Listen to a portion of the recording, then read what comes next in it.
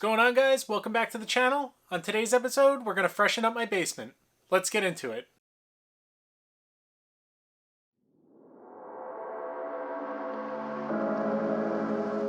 So I got a couple of things here, but the most importantly being the new drop ceiling. As you can see, it was in really bad shape.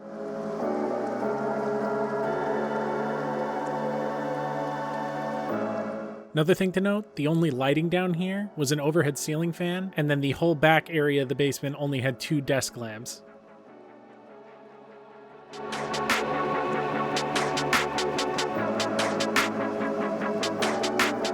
So the first step before any real work started, I covered everything that I could with plastic. This was just to help prevent any dust or any debris from entering all the items on the shelves and whatever I moved into the kitchen to get out of the way while I worked in the living area. Honestly, most of this project was shuffling stuff around so I could do the work in the particular area because I didn't have a lot of room.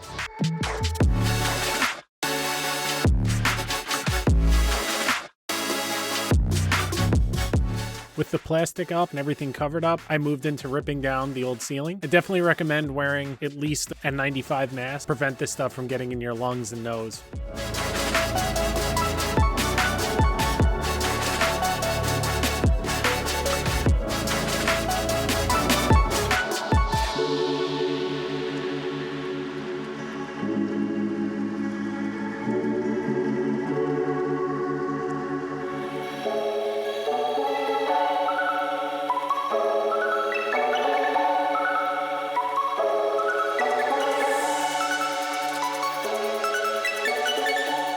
In hindsight, if I did this again, I definitely would have got more plastic and covered up some more stuff. Thankfully, the couch that's down here isn't in the best shape and needs to be replaced sooner rather than later, but still, would have made cleanup easier.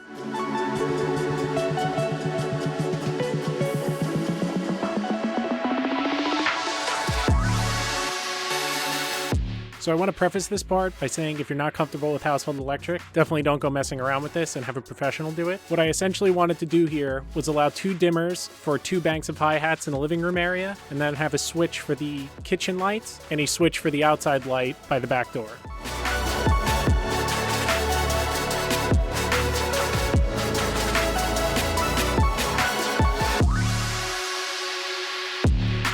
With the switches done, the ceiling fan circuit was now isolated, and I could turn it off and leave the remaining lights in the room on while I took it down and removed the box.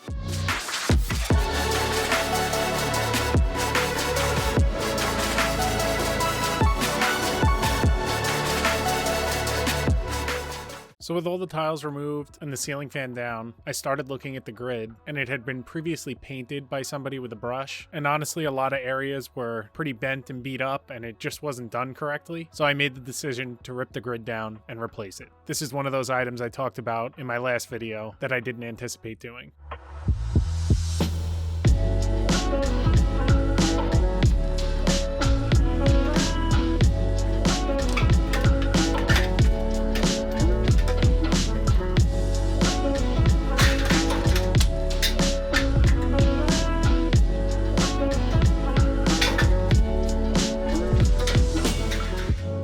So for this job, I decided to get one of those Bosch 2-axis lasers. They're pretty inexpensive, and it really helped me plan out the framing that was going to go around the HVAC ducts that protruded down below the drop ceiling.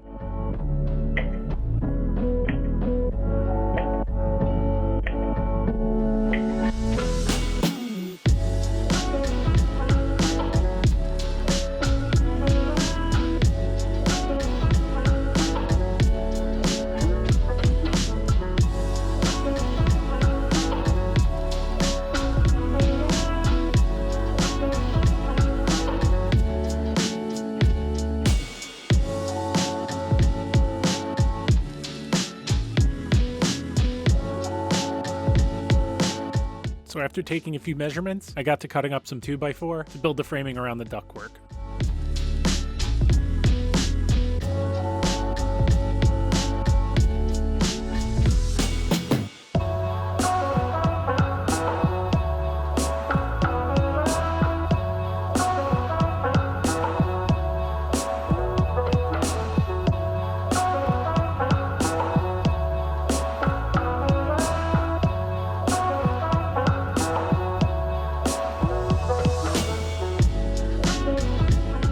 I know, the wires look pretty bad, but I'll staple those up after I get this framing in.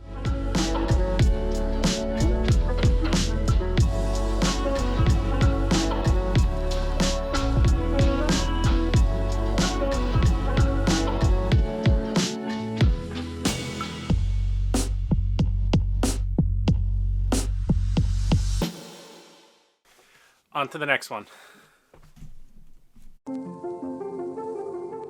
So as you can see, before I could start on the framing for the second enclosure, I had to nail up the piece of PEX that was ran through the old drop ceiling. And in order to make the enclosure as tight as possible, I decided to cut the PEX and put a 90 to neaten everything up.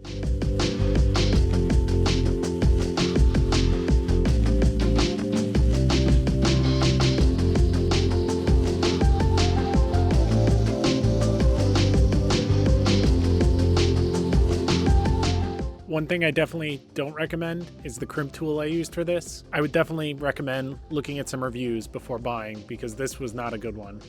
I've used some other ones in the past and they were much better.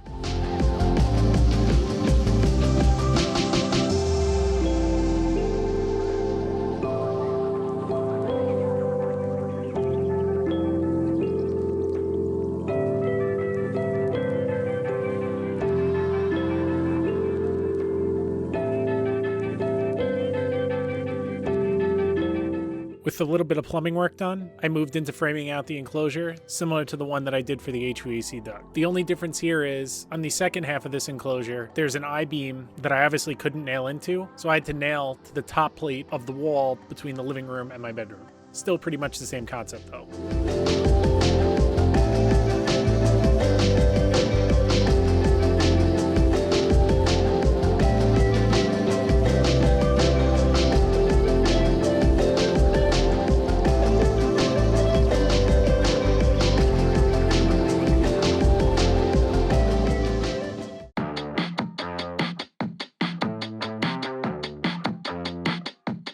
With the framing out of the way, it was time for some sheetrock.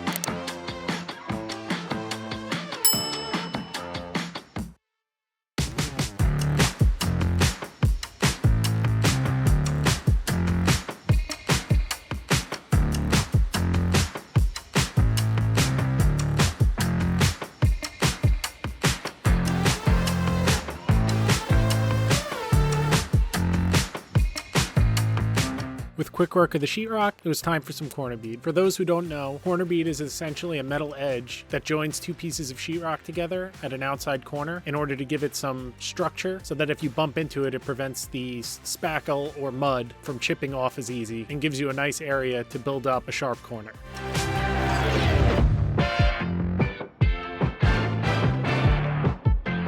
Similar to the corner bead, you're going to want to tape the inside corner joints to prevent cracking between the vertical and horizontal face of the sheetrock. Honestly, I'm not going to put too much footage of me spackling in here because I am by no means an expert and it's something I'm really not very good at. There's definitely better tutorials on YouTube and I'll link to some in the description below.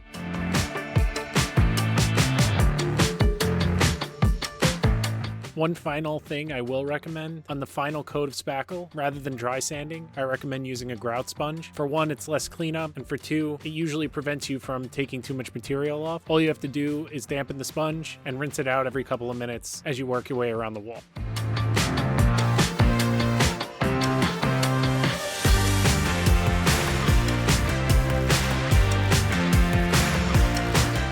In order to seal the bare joint compound and sheetrock, I applied a coat of primer, and thankfully that wraps up these enclosures. So to start this process off, I removed the top window casing. This would allow me to lower the drop ceiling an additional 1.5 inches so that I could get the tiles in and out easier once the grid was up. The first step in installing the drop ceiling was making a level line around the entire perimeter of the room so that we could attach the wall angle.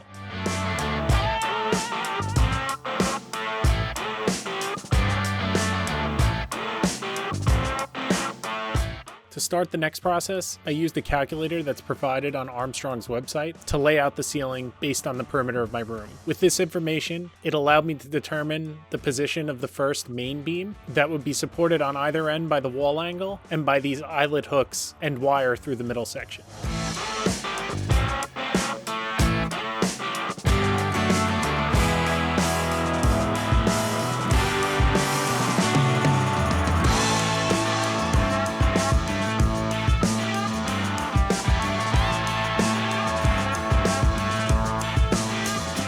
To make lining the ceiling up, I utilized a string line from either end of the room. This allowed me to hold a perfectly straight line with the main beams so that everything turned out square. When it comes to riveting and supporting the drop ceiling itself, consult Armstrong's recommendation.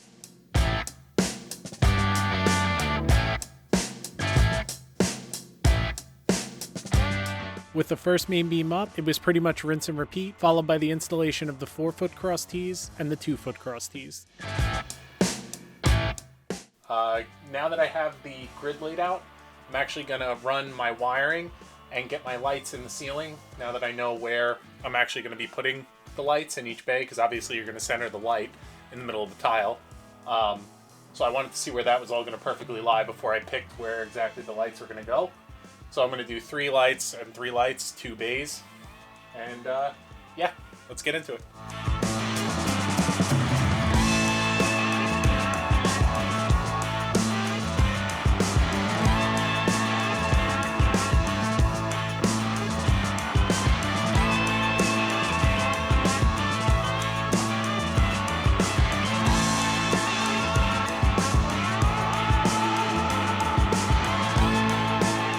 With all the LEDs wired, I moved into drilling the holes through the ceiling tiles to mount the hi-hat. Definitely recommend one of these tools, makes it a lot faster and easier.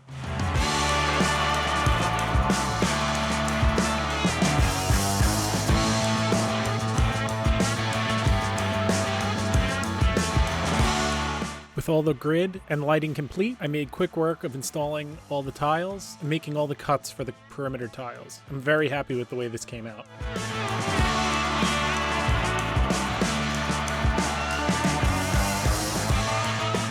Now that the living area ceiling was complete, I moved all the furniture that was being stored in the kitchen area out and replaced the tiles and the lighting in there as well. The grid in here was in much better shape, and I decided to keep it.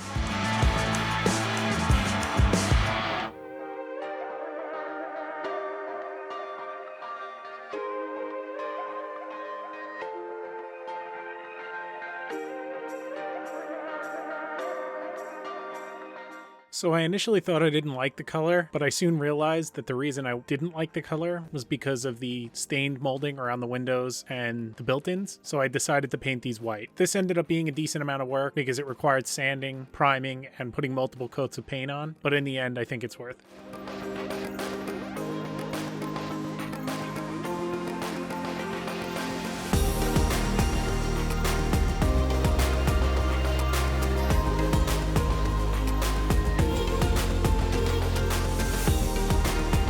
So after too many coats of paint to count, I popped up the 2 pieces of molding above the windows to finish them off, and I moved on to the last task.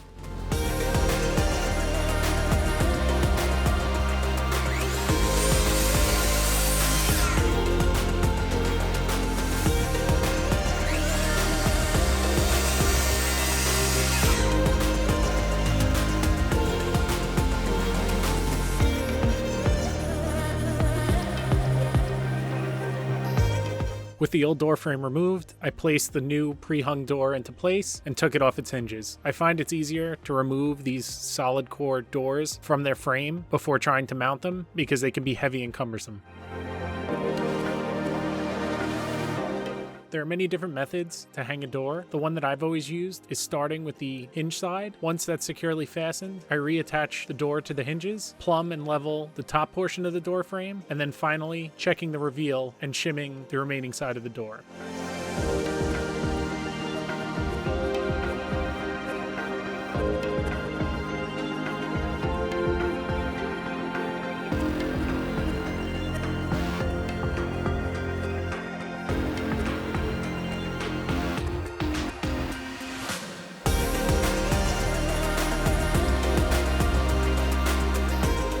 With the door secured, I cut and put up the door casing, followed by the door handle after painting this all.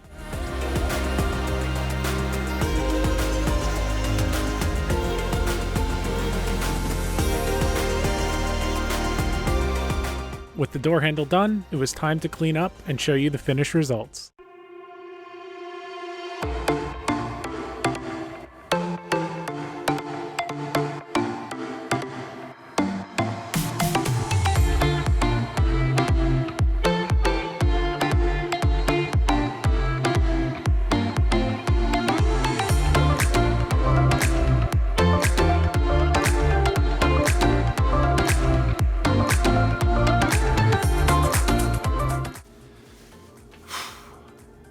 So, basement is finally done. I wrapped up the cleaning, and as you can see, it came out amazing. I'm thrilled because this is the space that I live in every day, and it's finally put back together and put back together better than it was before. I hope you guys enjoyed this one. Please remember to like and subscribe, and I'll see you on the next one.